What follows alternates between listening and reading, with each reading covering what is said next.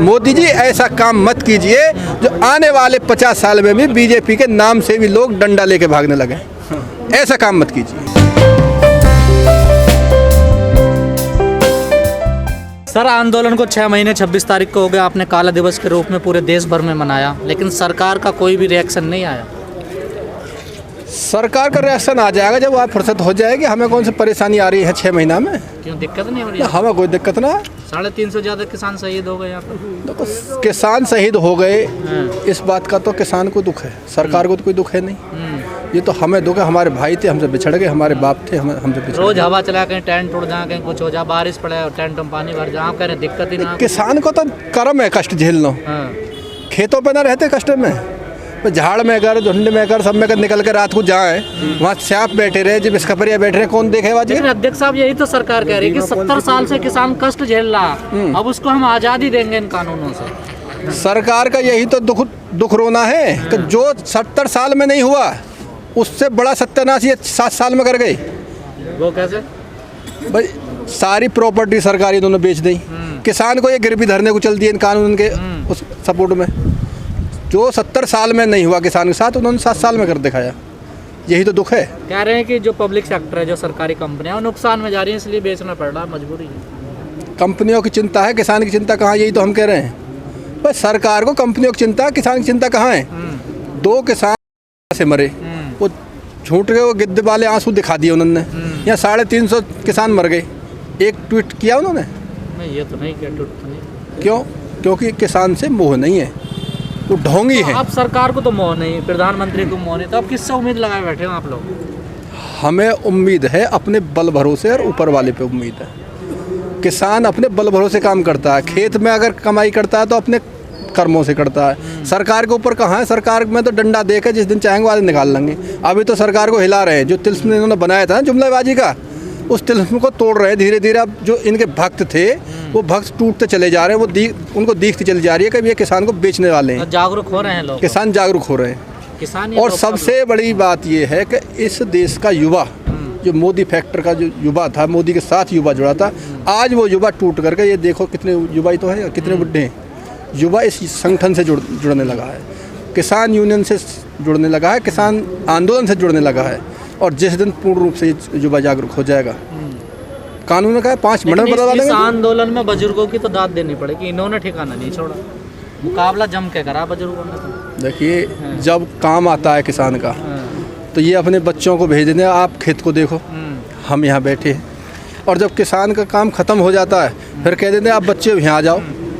लेकिन हम पिछले 6 महीने से किसानों से बात करें, खासकर बुजुर्गों का कहना है कि ये जो हमारे जाकत है ना, ये जो हमारी औलाद है, ये नहीं माने, इसने डुबाया हमें। वही तो मैं कह रहा हूँ। युवा की बात कौन सी कही है? वही तो बात मैंने कही है। जो युवा मोदी के साथ चला गया था, आज वो युवा लौट के इस आंदोलन के साथ आ गया है।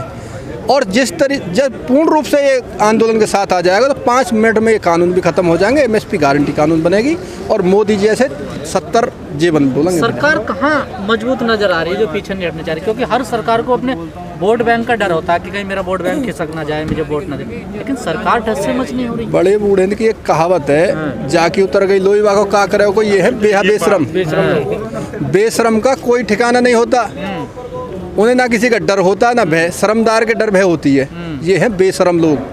बेइज्जती तो इज्जत हो, इज्जत तो इनके है नहीं भाई। जिसके इज्जत होगी वही बेइज्जती से डरेगा।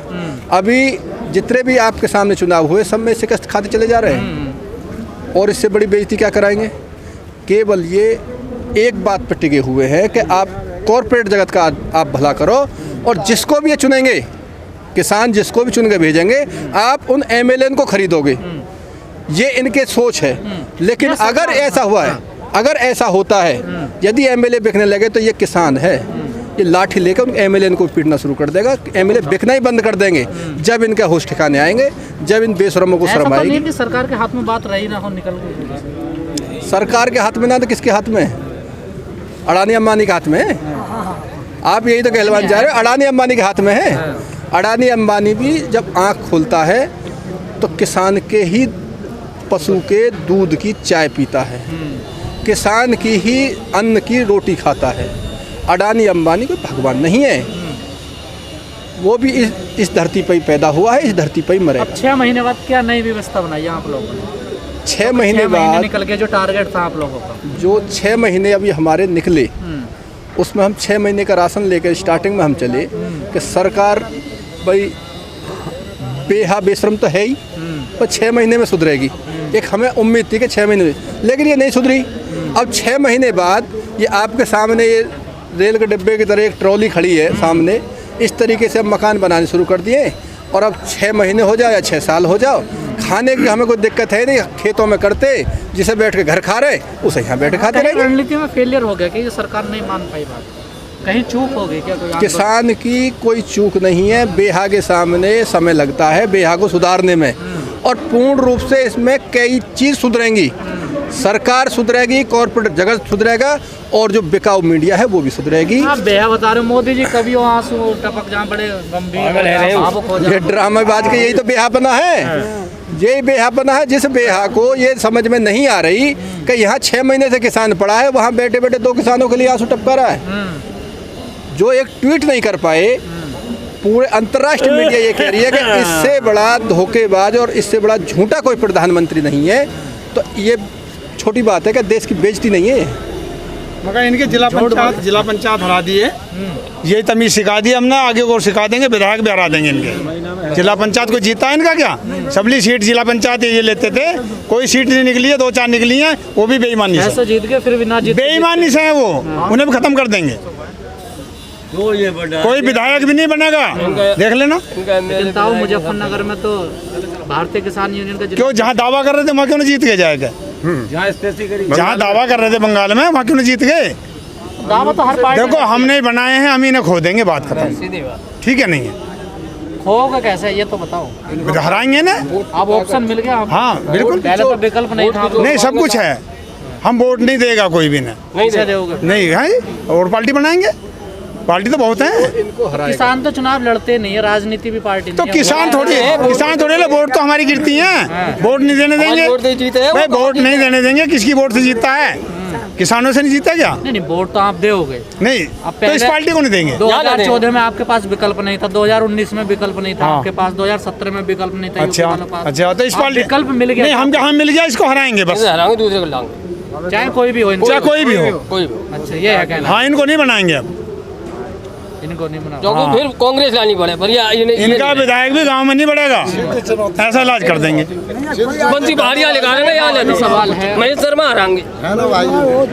जिस व्यवस्था से आप टकरा रहे हो, वो व्यवस्था कहीं ना कहीं चैलेंज करती है कि हमारी व्यवस्था में आइए, मतलब चुनाव लड़िए और फिर आके इन चीज़ों को ठीक करिए। जैसे अन्ना आंदोलन से आम आदमी पार्टी निकली, तो क्या कोई ऐसी उम्मीद कर सकते हैं आगे आने वाले समय में? ठीक है, चुनाव हम लड़ लेंगे, खेती ये कर लें।